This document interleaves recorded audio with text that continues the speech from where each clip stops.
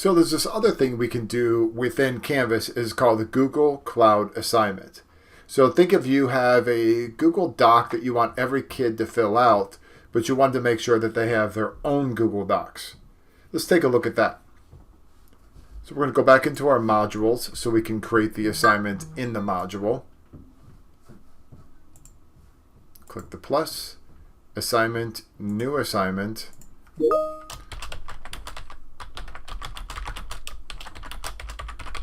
And it's called Ice Creams of St. Louis.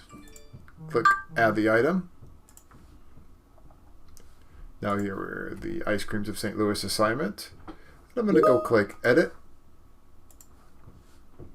Now remember, please put some directions here. You're not going to see or talk to the kids much at all. So anything you can put here is going to make it so much easier and clearer on their part. And don't forget, you can always record a short video of yourself talking about the assignment, holding something up and showing them on a camera, whatever it may be. That's going to definitely help. Let's assign points. Probably 156 would be good when we're talking about ice cream. Make sure we place it in there in the proper assignment group if you're using that. Now submission type, we want to do an external tool. Click find. You do not want to use this. It will be removed this year, but this is something, kind of think Google Classroom inside of Canvas. The problem with it though is the gradebooks don't talk, so you end up having like 3 gradebooks, like SIS, Canvas, and this Google assignment, gradebook, too many things. So if we scroll down here, we're looking for Google Docs Cloud Assignment. Now we want to go and find the doc we just created, or that we have in our drive somewhere that we can share with our kids.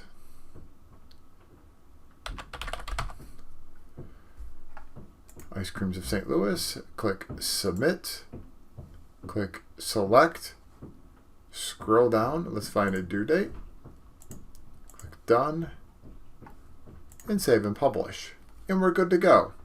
Now, let's take a look at it, what it looks like from a student's point of view. So here we are in the student's view. I'm going to click Ice Creams of St. Louis. What's going to appear is the Google Doc that has been shared with every kid individually. Now when we open up, we're going to see here that here's the Google Doc that has been shared with each kid. I could just start typing on the screen, type.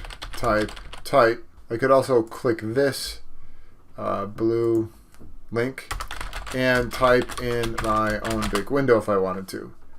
When I'm done, I have to though go to this screen and then click Submit. It's submitted to Canvas. So let's say I went back and like, oh yeah, that ice cream at that Heavy Metal ice cream is super good, and I forgot to add something about it. So I'm going to go back and type again, comment number 2. I can resubmit. I can keep going as many times as I want until the assignment due date closes. Now let's go take a look at what it looks like from the grading point of view. I'm going to click Speed Grader in the assignment to get to the Google Doc much faster.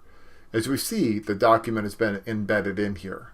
The upper right, here are the 2 times that it's been submitted.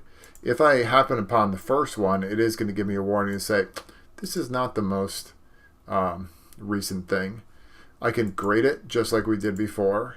I can type comments here. I can just start talking into the computer and it will type everything I say, period. So that's going to, as you see, it says walking instead of typing. I got to fix that. I can click this and record a video of myself if I wanted to. I can attach something, click Submit, and that's going to go to the student, and it's going to alert the student there's been a comment. I can also use these editing tools up here. I could click this, highlight something,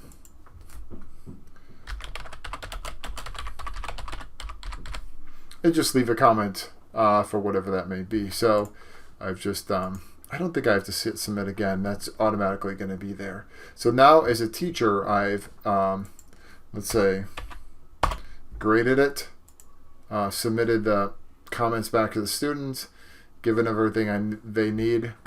Now let's look at it one last time from the student's point of view so you can see this lovely comment that I put here. So as a student, I'm going to go into grades and take a look at what has been graded. Oh, there we go. Ice Creams of St. Louis. I notice that there's some sort of comment here. I could click and see what was typed, but I also know there's other comments on there. So I'm going to click the document and click View Feedback. This is something most kids miss. If I click View Feedback, then I'm able to see the feedback that was given. Here's a pro tip. Some people have left voice comments and the kids leave voice comments back. When in your entire career has that ever happened before? So I recommend leave voice comments. You'll be amazed.